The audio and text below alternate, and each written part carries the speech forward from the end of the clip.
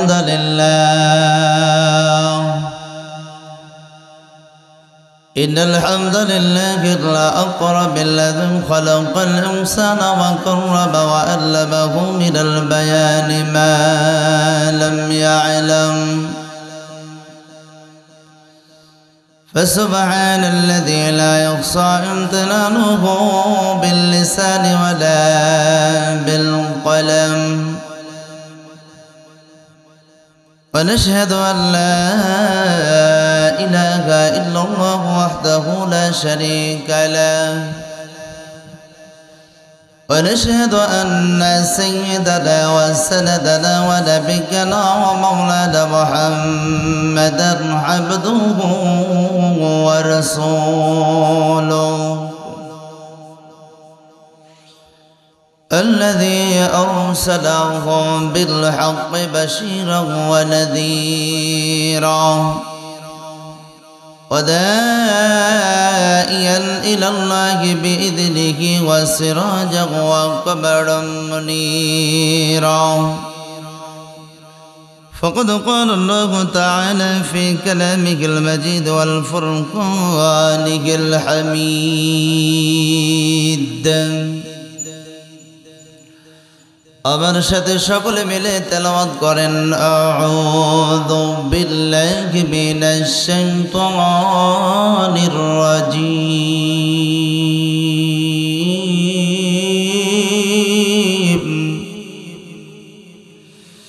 বিসমিল্লাহির রহমানির রহিম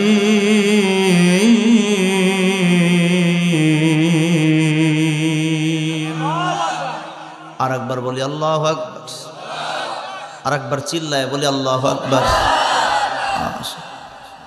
কারণ আমরা আল্লাহু আকবার বলবো যারা মুমিন যারা মুত্তাকি তারা চুপ করে থাকতে পারে কথাগুলো থাকতে পারে তাহলে আরেকবার বলি আল্লাহু আকবার ইয়া আইয়ুহার রাসূল বাল্লিগ মা উনজিলা ইলাইকা মির রাব্বিক وإن لم تفعل فما بلغت رسالته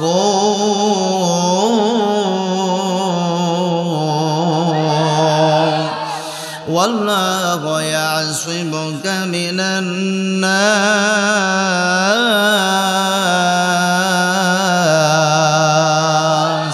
إن الله لا يهدي القوم الكافرين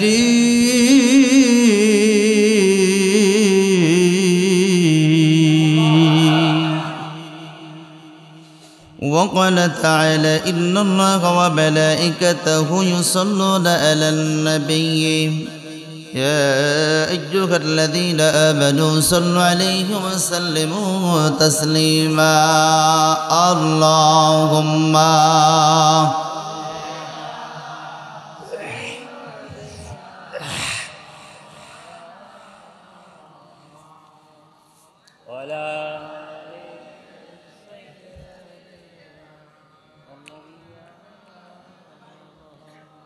মাশাআল্লাহ আপনাদের আওয়াজ এত রাত্রি এত সুন্দর আওয়াজ হয়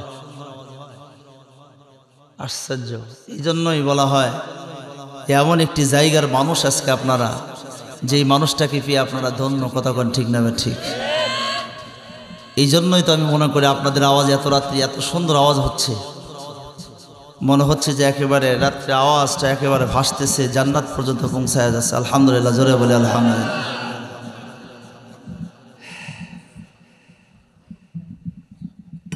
محبت بني اللهم صل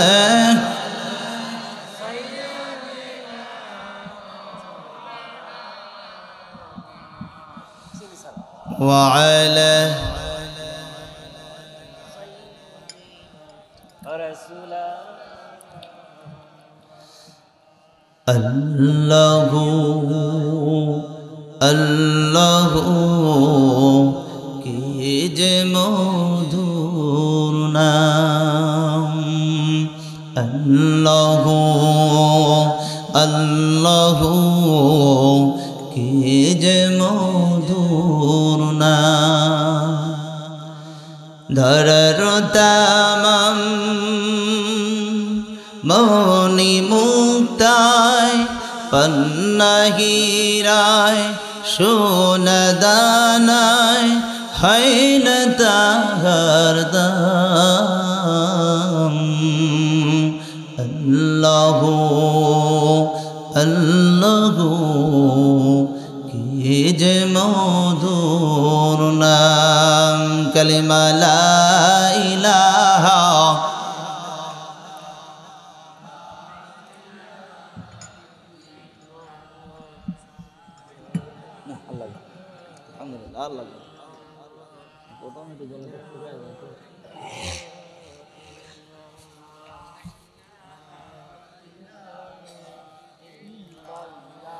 আসমান জমিন গায়রুল্লাহ পাহাড় পর্বত গায়রুল্লাহ পর আসমান জমিন গায়রুল্লাহ পাহাড় পর্বত গায়রুল্লাহ শুধু তুমি মাবুদ এক আল্লাহ লা ইলাহা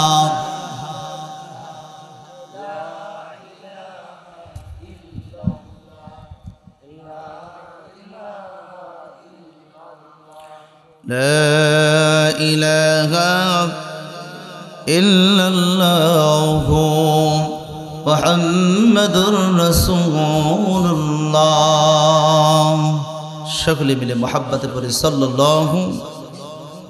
আজকের ঐতিহ্যবাহী পাবনা জেলার সাতিয়া থানা শহীদ মাওলানা মতিউর রহমান নিজামীর স্মৃতি বিজড়িত তার জন্মস্থান মনোমতপুর গ্রামে তারই দ্বারা প্রতিষ্ঠিত মনোমতপুর দাখিল মাদ্রাসার উদ্যোগে তাফসিরুল কোরআন মাহফিল। আজকের এই ঐতিহ্যবাহী তাফসিরুল কোরআন মাহফিলে আপনারা আসতে পেরে বসতে পেরে খুশি না বেজার? আর একটু জোরে বলেন খুশি না বেজার? যদি খুশি হয়ে থাকেন বলুন তো ওই আল্লাহ তাআলার শুকরিয়া আদায় করার দরকার আছে না নাই? ওই আল্লাহ তাআলার শুকরিয়া আদায় করব যিনি ছিলেন সুনীল নীলাভ নীলিমাময় মেঘ মুক্ত মহাকাশ চন্দ্র সূর্য গ্রহ নক্ষত্র কীট পতঙ্গ সররাজি আফ্রিকার গহীন বনে লুকিয়ে থাকা হিংস্র প্রাণী পদতলের উড়ন্ত পক্ষীরা সহ আমাদের সকলে খোদায় খাদ্যের পিপাসার পানির ব্যবস্থা করেন যে মহান স্রষ্টা যে মহান দ্রষ্টা সেই জ্বলন্ত চিরঞ্জীব মহান আল্লাহ তাআলার দরবারে লাখ কোটি অগুণ শুকর এবং সাজত পেশ করতেছি। চিৎকার দে বলি আলহামদুলিল্লাহ, আর একটু চিল্লায় বলি আলহামদুলিল্লাহ। ইতিপূর্বে পঠিত দরুদ আমার আল্লাহ যেন সোনার মদিনায় সবুজ গম্বুজের তলদেশে সজ্জিত নির্যাতিত মানবতার নবী আকাই নামদার তাজদার মদিনা মক্কার মতি মদিনার জ্যোতি দুকুলের সাথী বিশ্বের সবার সভাপতি চিৎকার দে বলে সাল্লাল্লাহু। আজকের মাহফিলের সম্মানিত সুযোগ্য মাহতারাম সভাপতি জনাব মোহাম্মদ জাহিদুল ইসলাম, উপজেলা নির্বাহী অফিসার সাতিয়া পাবনা ও সভাপতি অত্র মাদ্রাসা, প্রধান অতিথি শহীদ মাওলানা মতিউর রহমানের নিজামীর কলিজার টুকরা সন্তান ব্যারিস্টার মাওলানা নাজিবুর রহমান মমিন, আইনজীবী বাংলাদেশ সুপ্রিম কোর্ট ঢাকা। বিশেষ অতিথি হিসাবে অনেকেই আছেন। আমন্ত্রিত অতিথিবৃন্দ আলোচনা করে ধন্য করেছেন হাফেজ মাওলানা মোহাম্মদ আব্দুল হামিদ, আরও আলোচনা করেছেন সুপার ভারপ্রাপ্ত মনোমতপুর দাখিল মাদ্রাসার সুপার হযরত মাওলানা মোহাম্মদ হাবিবুর রহমান সাহেব। আমার পূর্বে আলোচনা করে ধন্য করেছেন বিশিষ্ট ইসলামী চিন্তাবিদ হযরত মাওলানা মোহাম্মদ শহীদুল ইসলাম সাহেব দামাত বারাকাতুহুল আলাইহি। এই মুহূর্তে সামনে অপবিষ্ট কোরআন প্রেমিক তাওহীদি মুসলমান ভাই এবং আমার বাবাজিরা পর্দার অন্তরালে যেই সমস্ত জাকির সালিহিন মাজারারা বসে বসে অধীর আগ্রহে কোরআন এবং হাদিসের আলোচনা শ্রবণ করতেছেন, সবাইকে আমার অন্তরস্থল থেকে শুভেচ্ছা জ্ঞাপন করে এই মুহূর্তে জানতে চাচ্ছি আপনারা সকলেই কেমন আছেন? আলহামদুলিল্লাহ। আল্লাহ পাকে লাখো কোটি শুকরিয়া যে আল্লাহ পাক সুস্থ রাখছেন। সুস্থ রাখার মালিক কে? আর একটু জোরে বলেন, আরো জোরে বলেন। আজকে কলিজাটা ভরে ভরা মন নিয়ে আমি আপনাদের সামনে আসছিলাম যে আলোচনা করব একটা বিষয় নিয়ে, 2 ঘন্টা একটা তাফসীর করব, কিন্তু আসলে হয়তো বা এই সুযোগটা আমার হবে না। রাত এখন বাজে 12টা, এত রাত্রে আসলে আলোচনা কি ভালো লাগে? লাগে না, লাগে না, এটাই স্বাভাবিক। যদিও আপনারা বলতেছেন আবেগে, কিন্তু আসলে ভালো লাগে না। এরপরও দেখি, চেষ্টা করি কতটুকু আগানো যায়। আল্লাহ যেন কবুল করে, সকলে মিলে পড়ে আমিন। বন্ধুগণ আমার, ভাইরা আমার, তাহলে আলোচনা শুরুতেই কি একটা তাকবীর দেওয়া যাবে? তাকবীর দিতে রাজি আছেন? আরো জোরে বলেন, রাজি আছেন? বিগত 16 বছর যদি আমরা একত্রিত হয়ে 10 জন 20 জন 50 জন তাকবীর দিতাম, বলুন তো তাকবীর দিলেও সমস্যা ছিল কি ছিল না? আরো জোরে বলেন, ছিল। বন্ধুগণ আমার, ভাইরা আমার, বর্তমানে কি আর এই সমস্যা আছে? কতক্ষণ সমস্যা আছে? তাহলে আমাকে কি আপাতত আপনারা একটু তাকবীর দিয়ে সাড়া দিবেন, এবং আমাকে বলুন তো দেখি 12:30 পর্যন্ত কি টাইম দেওয়া যাবে? 2টা 3টা, আচ্ছা দেখা যাক। আমি 12:30 পর্যন্ত আপাতত টাইম আপনাদের কাছ থেকে চেয়ে নিলাম। কয়টা পর্যন্ত? 12:30 পর্যন্ত, দেখা যাক। কিন্তু এই 12:30 পর্যন্ত একটা মানুষ আপনারা উঠাউঠি করবেন না, ঠিক আছে তো ইনশাল্লাহ? রাজি নাই কে কে যে আমাকে 12:30 পর্যন্ত টাইম দিবেন না? যে একটু হাত তোলেন। তার মানে সবাই দিতে রাজি আছে। একজন মানুষের চোখেও ঘুম নাই, বোঝা গেল। তো যাই হোক, আলহামদুলিল্লাহ, তাহলে রাজি আছি আমরা সকলেই, ঠিক আছে তো ইনশাল্লাহ? তাহলে 2 হাতের একটা তাকবীর লাগান দেখি। লিল্লাহে তাকবীর, নারায়ে তাকবীর। আল কোরআনের আলো, আল হাদিসের আলো, সংসদে জল, আল কোরআনের আলো। লিল্লাহে তাকবীর। আস্তিকতা নিবাজাও দিন ইসলাম জিন্দাবাদ, কোটি পানে একই আওয়াজ। খোদাদ্রোহী সারা পাবে না এই বাংলায়, ঠাঁই হবে না মুসলমানরা জেগেছে আজ। তলো তলো আওয়াজ তলো, জোর কদমে সামনে চলো, সবাই মিলে একই তালে দাও না চলো গান। নারায়ে তাকবীর, নারায়ে তাকবীর। দিন ইসলাম, দিন ইসলাম জিন্দাবাদ, জিন্দাবাদ। আল কোরআনের আলো, আল হাদিসের আলো। লিল্লাহে তাকবীর। মুসলমানদের এই দেশেতে নাস্তিকদের ঠাঁই নাই, নাস্তিকদের পক্ষে যারা তাদের কোনো রক্ষা নাই। কতক্ষণ ঠিক না বেঠে? মুসলমানদের এই দেশেতে নাস্তিকদের ঠাঁই নাই, নাস্তিকদের পক্ষে যারা তাদের কোনো ঠাঁই নাই। এই দেশেতে বাঁচতে হলে কোরআন মানতে হবে, কোরআন না মানলে পারে দিল্লি যাইতে হবে। কতক্ষণ কতক্ষণ কতক্ষণ কতক্ষণ কতক্ষণ? এই দেশেতে বাঁচতে হলে কোরআন মানতে হবে, কোরআন না মানলে পারে দিল্লি যাইতে হবে। তলো তলো আওয়াজ তলো, জোর কদমে সামনে চলো, সবাই মিলে একই তালে দাও না চলো গান। নারায়ে তাকবীর। আল কোরআনের আলো, আল হাদিসের আলো, আলেম ওলামা যেখানে, মাদ্রাসা মসজিদে যেখানে। লিল্লাহে তাকবীর। কষ্ট হয়েছে? একটু হলে তো জাগ্রত হয়েছে নাকি? আলহামদুলিল্লাহ বলেন। বন্ধুগণ, আর কোনো ভূমিকায় নয়, সরাসরি আলোচনার ভিতরে ঢুকতে চাই, ঠিক আছে তো ইনশাআল্লাহ? খেয়াল করেন, আল্লাহ বলেন, ইয়া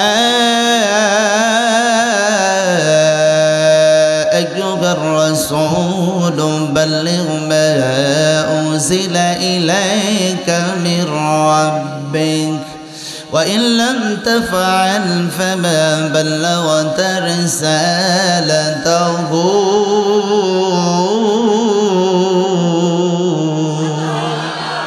আল্লাহ বলেন, ইয়া আইয়ুহার রাসূল, হে আমার প্রাণপ্রিয় রাসূল। আল্লাহ পাক সমস্ত নবী রাসূলকে আল্লাহ পাক এরকম করে ডাকছেন, ইয়া ইব্রাহিম, হে ইব্রাহিম। ইয়া মুসা, হে মুসা। ইয়া ঈসা, হে ঈসা। ইয়া মানে ইসমাইল, হে ইসমাইল। প্রত্যেকটা নবীকেই হে মুসা, হে ইব্রাহিম, হে মুসা এরকম করে ডাকতেন। কিন্তু আল্লাহ পাক তার দোস্ত হাবিবুল্লাহকে কোরআনুল কারীমের একটি জায়গায় এরকম করে ডাকেন না, ইয়া মুহাম্মদ বলে। সুবহানাল্লাহ বললেন না? আল্লাহ পাক তার দোস্ত হাবিবুল্লাহকে কতটা ভালোবাসেন চিন্তা করেন।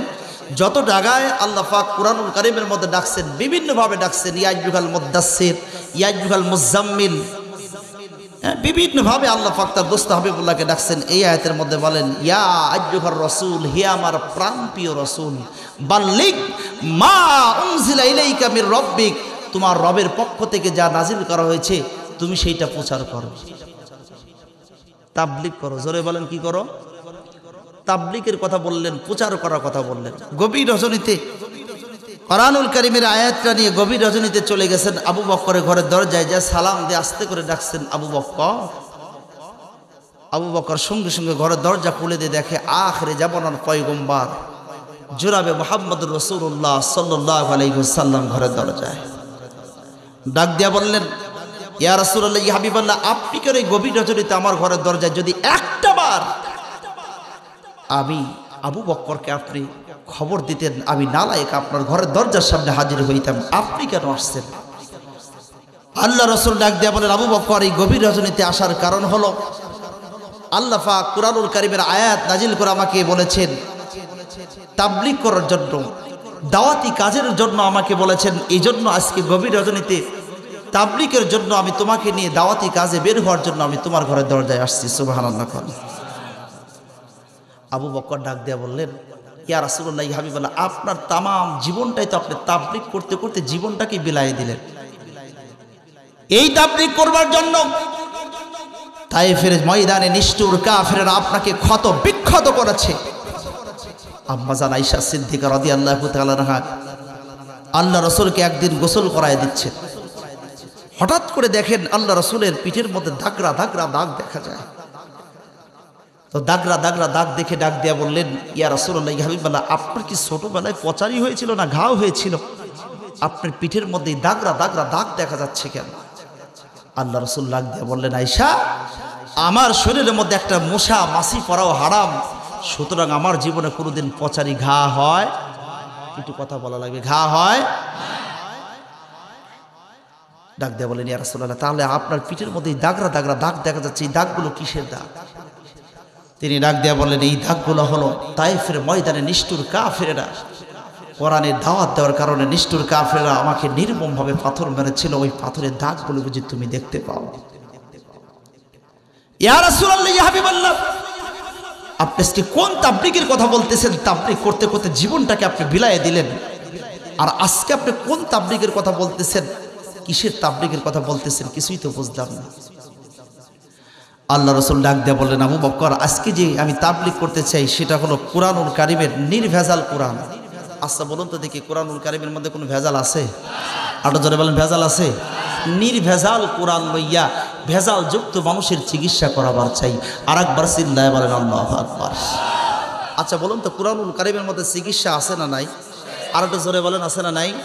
আল্লাহ বলেন وَنُنَزِّلُ مِنَ الْقُرْآنِ مَا هُوَ شِفَاءٌ وَرَحْمَةٌ لِلْمُؤْمِنِينَ।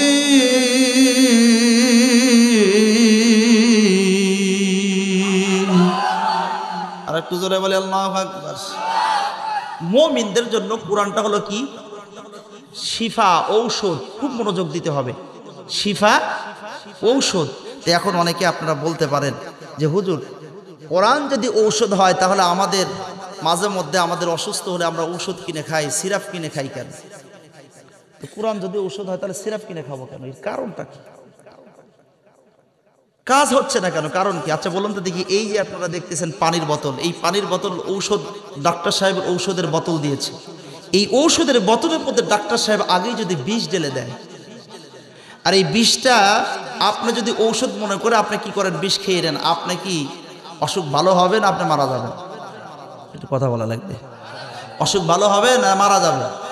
মারা যাবে। তো অনুরূপভাবে এই ঔষধে কাজ হচ্ছে না। কারণ হলো এই যে দেখতেছেন, এইটা হলো বডি, এইটা হলো বোতল, আর এটা হলো মুখ। এই বোতলের মধ্যে বলুন তো দেখি হিংসা আছে না নাই? আর একটু জোরে বলেন, আর জোরে। আচ্ছা বলুন দেখি, এই বোতলের ভিতরে সুদ আছে না নাই? এই বোতলের মধ্যে ঘুষ আছে না নাই? এই বোতলের মধ্যে বলুন তো দেখি দুনিয়ার যত প্রকারের অবৈধ কাজকর্ম আছে সব এই বোতলের মধ্যে আছে না নাই? কতক্ষণ আছে না নাই? সকল প্রকারের অপকর্ম সব কিছু খারাপ কাজ এই বোতলের ভিতরে ঢুকাইয়ে আপনি যদি চিন্তা করেন আপনি কোরআনুল কারীম ঔষধ মনে করে আপনি সূরা ফাতিহা পড়ে ফু দিবেন, করছেন, কালেও কাজ হবে না। ও মুসলমান, আগে আপনার এই বোতলটাকে পরিষ্কার করা লাগবে। কথা বলেন ঠিক না ঠিক? আরো জোরে বলেন ঠিক না ঠিক? ঔষধে কাজ হবে কেমন? বোতলের মধ্যে তো আমরা বিভিন্ন প্রকারের আবর্জনা ঢুকায় রাখছি। কথা বলেন ঠিক না ঠিক? তো আবু বকর সিদ্দিক রাদিয়াল্লাহু তাআলা আনহু ডাক দিয়ে বললেন, ইয়া রাসূলুল্লাহ, হাবিবাল্লাহ, আপনি গভীর রজনীতে কিসের তাবলীগ করতে চান? কিছুই তো বুঝলাম না। ডাক দিয়ে বললেন, নির্ভেজাল কোরআন। জোরে বলেন নির্ভেজাল কোরআন নয়, ভেজাল যুক্ত মানুষের চিকিৎসা করার জন্য যাইতে চাই। আচ্ছা, কোরআনের মধ্যে কোনো সন্দেহ আছে? আজও আমার সমাজের ভিতরে যেই সমস্ত মানুষগুলো কোরআন থেকে নির্ভেজাল কথাগুলো যখন মানুষের সামনে উপস্থাপন করে, অ্যাক্সিডেন্টের মানুষ বাধা দেয়। কথা বলেন ঠিক না ঠিক? আপনারা জোরে বলেন, কথা বলেন ঠিক না ঠিক? শহীদ মাওলানা মতিউর রহমান নিজামী সাহেব, তিনিও শুধুমাত্র কেবলমাত্র একমাত্র কোরআনের কথাগুলো, হক কথাগুলো তিনি বলতেন। কথা বলেন ঠিক না ঠিক? এই সাতিয়ার জমিন, এই সাতিয়ার মাটি এমন একটা মাটি যে এই সাতিয়াকে বাংলাদেশের এমন কোনো প্রান্ত নাই, এমন কোনো জেলা নাই যেই জেলা সাতিয়ার জমিনকে চেনে না। সাতিয়ার কথা শুনলে এমন কোনো মানুষ নেই যে এই পাবনাতে প্রথমত যদি বলা হয় পাবনা বাড়ি, কয় সাতিয়া। এই প্যামলেটের মধ্যে যখন আমাদের নামগুলো পাবনাতে দেখার বলে হুজুর পাবনা বাড়ি আপনার? জি পাবনা বাড়ি। সাতিয়া বাড়ি? বললাম যে না, সাতিয়াতে বাড়ি না, কিন্তু পাবনা চাকমোহর বাড়ি, কিন্তু সাতিয়ার পাশেই। কথা কোন ঠিক না ঠিক? আরো জোরে বলেন। পাবনার থেকে বেশি মানুষকে সাতিয়ার মানুষকে চেনার জন্য চেনেন তিনি আর কেউ না, শহীদ মতিউর রহমান নিজামী সাহেব। কথা কোন ঠিক না ঠিক? জোরে বলেন, কথা কোন ঠিক না ঠিক?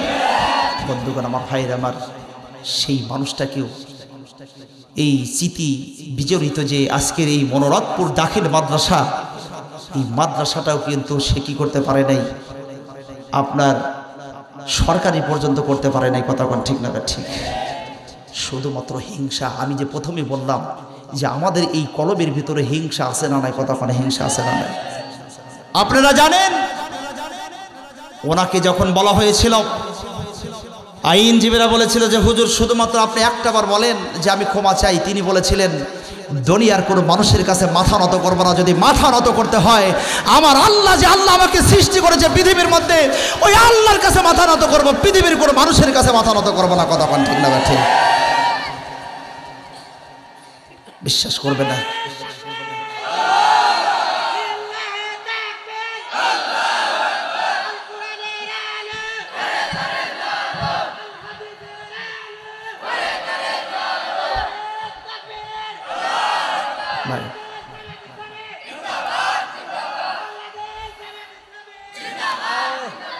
তিনারা চেয়েছিলেন, কথা সংক্ষিপ্ত করতে হবে ভাই, কারণ যেহেতু আমার সময় খুবই কম।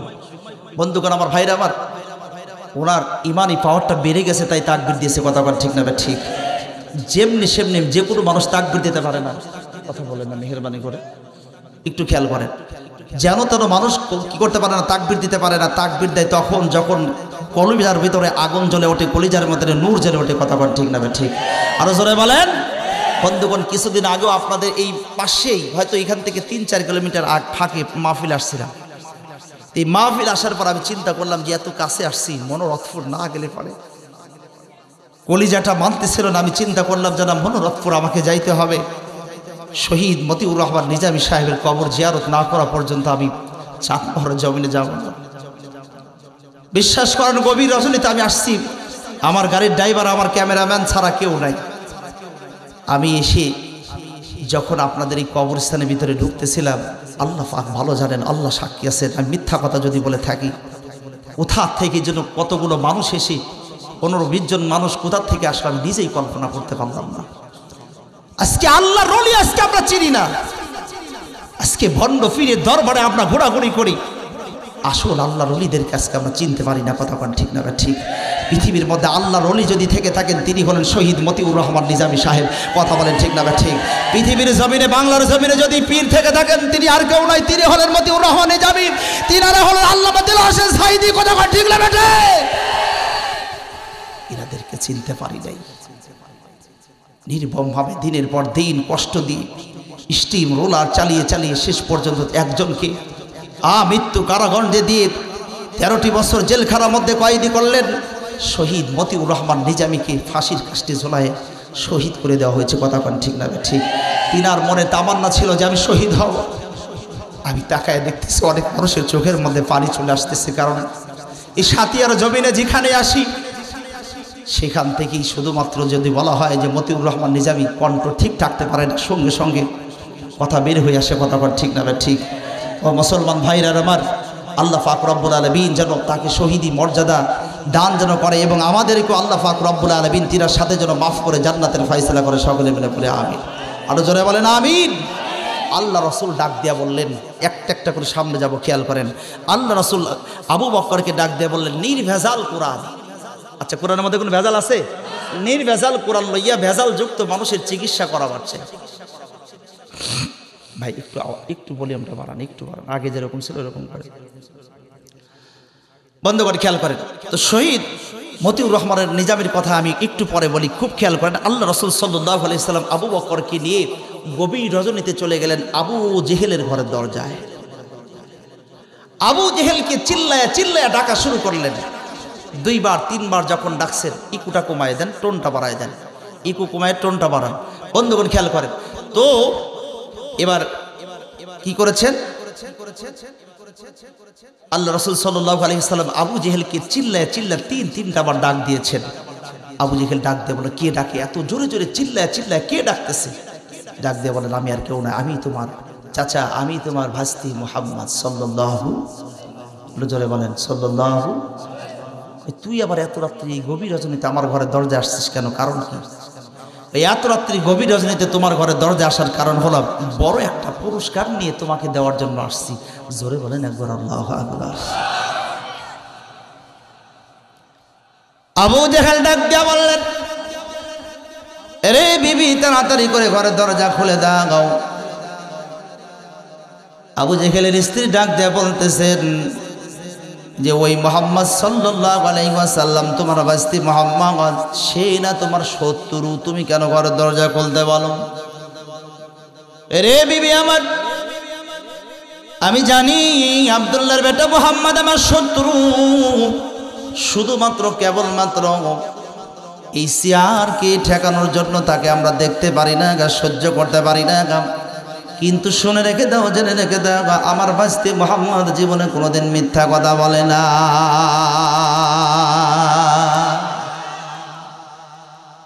মিথ্যা কথা বলে না। শুধু চেয়ার, ভুয়া রাজনীতি, ভুয়া চেয়ারের জন্য, এই চেয়ারের ভয়ে চেয়ার হারিয়ে যাবে, যার কারণেই আমি তাকে দেখতে পারি, কথা দেখতে পারি। আজ আমার সমাজের মধ্যে শহীদ মতিউর রহমান নিজামী সহ আল্লামা দেলোয়ার হোসেন সাঈদী সহ যাদেরকে ফাঁসির কাস্টে ঝোলায় দিয়েছে, মৃত্যুদণ্ড কারাগারে দিয়েছে, শুধুমাত্র কেবলমাত্র ওনাদের দোষ একটাই, যেটা সেটা হলো আল্লাহর কোরআনুল কারীম থেকে কথা বলা। কথা কোন ঠিক না ঠিক? বা আল্লাহর কোরআনুল কারীম থেকে কথা বলার কারণেই তাদেরকে দেখতে পারে নাই। কথা কোন ঠিক না ঠিক? আরো জোরে বলেন। আল্লাহ রাসূলের দোষ একটাই, আল্লাহর কোরআন তেলাওয়াত করা। আজ আমার সমাজের ভিতরে আলেম ওলামা যখন কোরআন থেকে কথা বলে, অ্যাক্সিডেন্টে মানুষের শরীরের মধ্যে আগুন ধরে। কথা কোন ঠিক না ঠিক? ঠেকাইতে পারে, কথা কোন ঠেকাইতে পারে। শহীদ মতিউর রহমান নিজামীকে ফাঁসির কাস্টে ঝুলাইয়া হত্যা করেছেন আল্লাহ পাক রব্বুল আলামিন। অবশ্যই আমি বিশ্বাস করি ইনশাআল্লাহ তিনাকে অবশ্যই শহীদি মর্যাদা আল্লাহ দান করবেন। আল্লামা দেলোয়ার হোসেন সাঈদী এনাদের মাহফিলে লক্ষ মানুষ হতেন, কিন্তু এখনো বর্তমানে বাংলার জমিনে এমনও কিছু আলেম ওলামা তৈরি হয়েছে যিনাদের মাহফিলে লক্ষ লক্ষ মানুষ হইতেছে। কথা কোন ঠিক না ঠিক? বা এই গুণ জোয়ার ঠেকাইতে পারবে? কথা কোন পারবে? ইনশাআল্লাহ আমাদের বিশ্বাস আগামীর বাংলাদেশ হবে কোরআনের বাংলাদেশ। কথা কোন ঠিক না বেটে? আগামীর বাংলাদেশ হবে আলেমের বাংলাদেশ, আগামীর বাংলাদেশ হবে ইসলামের বাংলাদেশ। কথা কোন ঠিক না বেটে? রাজি আছেন তো ইনশাআল্লাহ?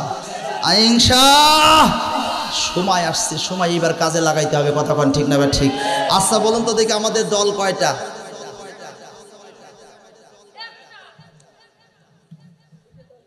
দল কি আসলে একটা দুইটা না, আমাদের দলের অভাব। নিবন্ধিত দল হলো 48টা, কিন্তু আসলে আল্লাহ বলতেছে দল কয়টা? জোরে বলেন, জোরে হলো না? واعتصموا بحبل الله جميعا ولا تفرقوا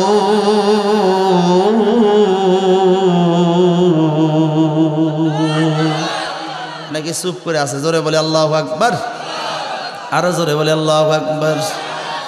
ওয়াতাসিমু বিহাবলিল্লাহি জামিআও ওয়ালা তাফাররাকু, বান্দা তোমরা ছিন্ন ভিন্ন হও না, বিচ্ছিন্ন হও না, বরং তোমরা এক হও। জোরে বলেন কয় হও? জোরে হলো না কয়? তাহলে আমাদের দল কয়টা? জোরে হলো না? কিন্তু আসলে আমাদের দল কিন্তু অভাব নাই। কিন্তু মসজিদে ঢুকলে দেখবেন আমাদের দল, কথা কোন দল?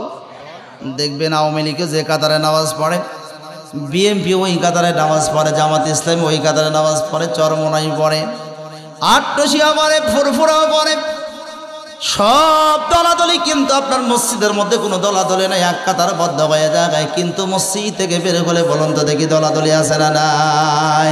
এই মসজিদ থেকে বের হয়ে দলাদলি করবার কারণে একজন মুসলমান হয় আর একজন মুসলমানকেও গুলি করতে দ্বিধাবোধ করে না, কথা কোন ঠিক না ঠিক? ওরা চেয়েছিল আলেমুল আমাদেরকে ধরবে, আলেমুল আমাদেরকে ফাঁসির কাস্টে ঝোলায় দিয়ে হত্যা করবে, আলেমুল আমাদেরকে মৃত্যুদণ্ড কারাগারে দিয়ে তাদেরকে ভস্ম করে দিবে, শেষ করে দিবে। ও বন্ধুগণ, তারা কিন্তু শেষ করতে পারে, কথা কোন পারে? এরপরে 5ই আগস্টের পূর্বে ছাত্ররা যখন মাঠে নামলো, বলুন তো দেখি ছাত্রদের কি দোষ ছিল? কি দোষ? শুধুমাত্র বুকটা পেতে দিয়েছে, এই বাংলার জমিনটাকে স্বাধীন করার জন্য নাম ছিল, কথা বল ঠিক না ঠিক? ওনারা বললেন যে প্রয়োজনে গুলি করো, নির্মমভাবে লাশের পর লাশ ফালিয়ে দাও, এরপরও আমাকে এই ক্ষমতার চেয়ারে থাকতে হবে, কথা বল ঠিক না ঠিক?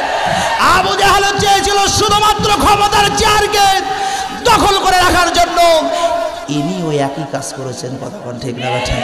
আরো জোরে বলেন, কথা বল ঠিক না ঠিক? থাকতে পারছে? ওরা ছাত্র মেরে চেয়েছিল থাকতে ক্ষমতায়, ওরা আলেম মেরে চেয়েছিল থাকতে ক্ষমতায়, থাকিতে পারে নাই। আলেমেরা পালায় না, জালিম পালায়, আলেমেরা পালায় না, জালিম পালায়, কথা কোন ঠিক না ঠিক? এই কি ঠিক হলো? জোরে বলেন ঠিক না ঠিক? আরো জোরে বলেন ঠিক না ঠিক? সময় ছিল 45 মিনিট, গণভবন না ছাড়িলে হইতো রে ফিনিশ। না ঠিকই আওয়াজ বলেন, আর একটু জোরে বলেন, আরো জোরে। সময় গতকালকে ডবল প্রোগ্রাম, তো এই জন্য গতকালকে খুব কষ্ট হয়েছে ভাই, এই জন্য ডবল প্রোগ্রাম আমি নিতে চাই না, কিন্তু নাসার বান্দা ডবল প্রোগ্রাম করতে যায়, গলাটার অবস্থা খুবই খারাপ। কষ্ট হচ্ছে নাকি আপনাদের? তাহলে একটু জোরে বলেন, রাজি আছেন তো আমার সাথে কথা বলতে? সময় ছিল 45 মিনিট, গণভবন না ছাড়িলে হইতো রে ফিনিশ। আরো জোরে বলেন ঠিক না ঠিক? এ দূরের গর্থ নাই গণভবনে ভাগাই, এ দূরের গর্থ নাই গণভবনে ভাগাই, তাই দিল্লি চলে যাই। আলেমেরা পালায় না, জালিম পালায়, আলেমেরা পালায় না, জালিম পালায়, কথা কোন ঠিক না বেঠে? আলেমদেরকে মারছে, ফাঁসির কাস্টে ঝুলাইয়া দিয়েছে, কিন্তু আলেমেরা পালা, কথা কোন পালা, আর বিড়ালের মতো কুকুরের মতো পালিয়েছে, কথা কোন ঠিক না ঠিক? আসলে কোন কথা কোন ঠিক না ঠিক? কোন জালিম পৃথিবীর মধ্যে টিকে থাকতে পারে নাই, ফিরাউন টিকে থাকতে পারে নাই, হামান টিকে থাকতে পারে নাই, নমরুদ টিকে থাকতে পারে নাই, উনিও টিকে থাকতে পারে নাই, কথা কোন ঠিক না ঠিক? পৃথিবীর ইতিহাসে যারা এই জালিমগিরি করবে, পৃথিবীর ইতিহাসে কেউ পৃথিবীর মধ্যে টিকে থাকতে পারবে? আল্লাহর বিচার আছে না নাই? কতক্ষণ আছে না নাই? অবশ্যই আল্লাহর বিচার জমিনের মধ্যেই আল্লাহ করে দিয়েছে। কতক্ষণ ঠিক নেবে ঠিক।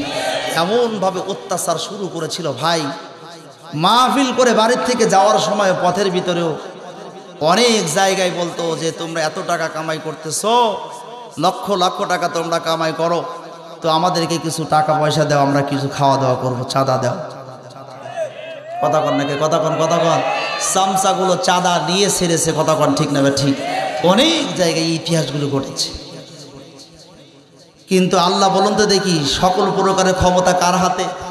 জোরে বলেন, সকল প্রকারের ক্ষমতা কার হাতে? চলুন যাই, সামনের দিকে যাই, একটা একটা করে।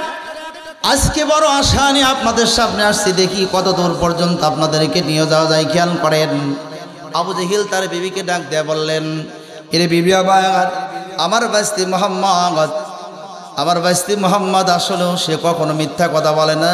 সে বলেছে বড় একটা পুরস্কার দেবে, তাড়াতাড়ি করে ঘরের দরজা খুলে দাও। আবু জেহেলের স্ত্রী ঘরের দরজাটা যখন খুলে দিলেন, খুলে দেওয়ার পরে ডাক দেয়া বললেন, চাচু, এই পুরস্কারটা নেওয়ার জন্য তুমি বাহিরে আসবা না আমি ঘরে আসব? আবু জেহেল একটা লাফ দিয়ে যাইয়া একবার আল্লাহ রসুলের সামনে হাতটা বাড়াই দিয়েছে। দাও, কি পুরস্কারটা দিবে? হাতের মধ্যে দাও। কেন হাতের মধ্যে পুরস্কার দেওয়া যাবে? কতক্ষণ দেওয়া যাবে? কয় তাহলে পকেটের মধ্যে দাও। কয় না, পকেটের মধ্যে পুরস্কার দেওয়া যাবে না। কয় তাহলে ব্যাগের মধ্যে দাও। কয় না, ব্যাগের মধ্যে পুরস্কার দেওয়া যাবে না। কয় তাহলে এবার একটা কাজ করো, আমার ঘরের মধ্যে পুরস্কারটা রেখে আসো। কয় না, ঘরের মধ্যেও রাখা যাবে না।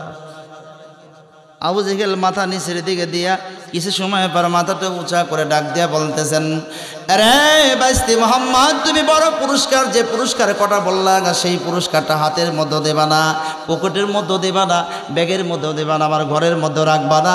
তাহলে কি তুমি কি গভীর রজনীতে কোরআন শোনাবা না কি?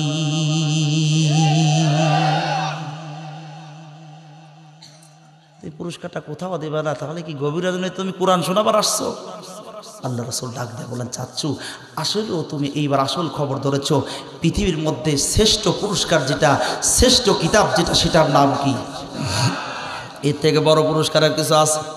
কতক্ষণ বড় পুরস্কার আছে? কোরআনকে দেখছেন আপনারা? কথা কয় না। কোরআন দেখছেন? কোরআন দেখছেন, কিন্তু কোরআনের বাস্তবে কিছু দেখছেন? পান নাই। বাস্তবে একটা কথা বলি, খেয়াল করেন, যেহেতু মাদ্রাসা কেন্দ্রিক মাহফিল, একটু খেয়াল করেন। খুব কষ্ট হচ্ছে নাকি আপনাদের? একটু খেয়াল করেন। আমি এই আপনার পৌষ মাসের শীতের ভিতরে অত্যন্ত ঠান্ডা, আমি আমার মাদ্রাসা করেছি, নিজস্ব মাদ্রাসা করেছি। এই মাদ্রাসায় আমি মাহফিল থেকে মাদ্রাসায় ওই রাত্রিতে আসি। তো সকালবেলায় অত্যন্ত ঠান্ডা বিল্ডিংয়ের ভিতরে। তো চিন্তা করলাম, রোদ উঠেছে, রোদ তাপায় না, রোদ তাপায় না মানুষ, তো রোদ তাপানোর জন্য একটা চেয়ার নিয়ে আমি রোদের উপরে বসছি। তো রোদের উপরে যখন বসছি, কিছু সময় পরে দেখি আমার একটা বাচ্চা, মাদ্রাসার ছাত্র, এই মাদ্রাসার ছাত্রটা দেখি যে বিড়বিড় করে বের হয়ে আসতেছে। আমি বললাম, এই বেটা তুমি কিসের জন্য এখন বের হচ্ছে এত ঠান্ডার ভিতরে? ওর সঙ্গে সঙ্গে এরকম করে 3 আঙ্গুল দেখাইছে। কয় আঙ্গুল? কথা বলা জোরে বলেন, কয় আঙ্গুল? 3 আঙ্গুল। আচ্ছা, 3 আঙ্গুল মানে কি আমরা জানি কি জানি না? অনেকেই জানি, অনেকেই জানি না। আমি বললাম, এই বেটা 3 আঙ্গুল মানে কি? তো আমাকে ডাক দিয়ে বলতে, হুজুর আপনি 3 আঙ্গুল মানেও এতদিন জানেন না? বলে, আমি জানি আর না জানি, তুমি বলো 3 আঙ্গুল মানে কি? ভাই, 1 আঙ্গুল মানে প্রসাব করা, যখন প্রসাব চাবে তখন 1 আঙ্গুল দেখানো হয়। 2 আঙ্গুল মানে পায়খানা, যখন পায়খানা চাবে তখন 2 আঙ্গুল দেখানো হয়। আর 3 আঙ্গুল মানে যখন অজু থাকে না। কি থাকে না? অজু থাকা লাগে, এই জন্য 3 আঙ্গুল দেখাইতে হয়। তো আমার অজু নাই, অজু করার জন্য আমি বাইরে আসছি। আমি ডাক দেবো, ওকে পরীক্ষা করার জন্য আমি ডাক দিয়ে বললাম যে তোর অজু করা লাগবে না, তুই ঠান্ডার ভিতরে অজু ছাড়াই তুই কোরআন পড়। হুজুর, অজু ছাড়া কোরআন পড়া যায় না, অজু ছাড়া কোরআন পড়া যায় না। আমি একটা ধমক মারলাম, মানে একটু পরীক্ষা করি যে আসলে কি শিখছে। আমি ধমক মারলাম, এই বেটা আমি তোমাকে বললাম, আমি মাদ্রাসার পরিচালক, আমি তোমাকে বললাম যে তোমার কি করা লাগবে না, অজু করা লাগবে না, তুমি অজু ছাড়াই কি করো, কোরআন পড়ো, যাও। ধমক শুনে চলে গেছে মাদ্রাসার ভিতরে। অনেকক্ষণ পরে চেয়ারটা নিয়ে আমি অফিসের ভিতরে ঢুকছি। তো অফিসে জানালার পাশে এরকম করে চাকায় দেখতেছি, এমন সময় দেখি ওই বাচ্চাটা উজু করতেছে। এই বেটা, তোমাকে আমি বললাম যে অজু ছাড়া তুমি কোরআন পড়বা, আবার তুমি অজুখানায়, ঘটনাটা কি? ডাক দিয়ে বলতেছে হুজুর, জোরহাত করে বলতে, হুজুর মারেন কাটেন যাই করেন না কেন, ওযু ছাড়া কোরআন পড়তে পারবো? কথা বলেন, ওযু ছাড়া কোরআন পড়তে পারবো? আপনি হুজুর হন আর যাই হন, কাউকেই মারি না, ওযু ছাড়া কোরআন পড়তে আমি পারবো না। বাস্তব জীবনে আসলে বলুন তো দেখি, কোরআন উপলব্ধ ওই 6 বছর 7 বছরের বাচ্চাগুলো কেমনে করে উপলব্ধ করছে চিন্তা করেন। সেই মাদ্রাসা শহীদ মতিউর রহমান নিজামী সাহেবের চিত্র বিজড়িত যে মাদ্রাসা, দাখিল মাদ্রাসা, এই মাদ্রাসায় সেই দিন প্রতিষ্ঠায় সেই দিনই শিক্ষা দেওয়া হয়, কোরআন শিক্ষা দেওয়া হয়। কথা কন ঠিক না ঠিক? আরো জোরে বলেন ঠিক না ঠিক? আমার বাড়ির পাশে আবার একটা পাশে, আমার মাদ্রাসার পাশে আবার একটা আপনার প্রাইমারি স্কুল আছে। জোরে বলেন কি আছে? মাঝে মধ্যে প্রাইমারি স্কুলের পাশ দিয়ে আপনি রাস্তা দিয়ে যাই, মাঝে মধ্যে দেখি ওই যে আপনার জুলার মতো নাই আপনাদের তো, জুলার মতো বিশাল জুলার মতো, এরকম নদীর মতো জুলার মতো, তো জুলার পাশ দিয়ে একেবারে কাতারবদ্ধ হয় 12 বছর 14 বছর 15 বছর বাচ্চাগুলো সব কাতারবদ্ধ হয়, সালো মেশিন বের করে মারি দেয়। কথা কয় না জোরে বলেন কথা কয়। আমি ডাক দিই, কে রে তোরা এরকম করি দাঁড়ায় পোশাক করিস, তো শিক্ষকরা তোদের শিক্ষা দেয় না? ওরা ডাক দিয়া বলে যে হুজুর আপনি যে কি কন, আমরা তো ফাঁকা জায়গায় মারতেছি, আর আমার শিক্ষকরা একেবারে যাইয়া দেখি দাঁড়াইয়া দেওয়ালে মারে। তো কি শিক্ষা দিবে প্রাইমারিতে বলে? এই জন্য বলুন, আপনাদের সন্তানদেরকে মাদ্রাসায় দেওয়ার দরকার আছে না নাই? কথা বলা আছে না নাই? অবশ্যই মাদ্রাসায় শিক্ষায় শিক্ষিত করে গড়ে তুলতে হবে। কথা বলেন ঠিক না ঠিক? বন্ধুগণ আমার হয় আমার খেয়াল করেন, আবু জেহেল এবার ডাক দিয়ে বললেন, রে বাইস্তি মুহাম্মদ, তোমার কোরআন আমি শুনবো না, তুমি এখান থেকে বের হয়ে যাও। চাচু তুমি আসলে তোমার বাইস্তি মুহাম্মদকে ভালো করে চেনোই না। সুবহানাল্লাহ কয় না, জোরে কর সুবহানাল্লাহ। তোমার বাইস্তি মুহাম্মদ সাল্লাল্লাহু আলাইহি সাল্লামকে তুমি চেনো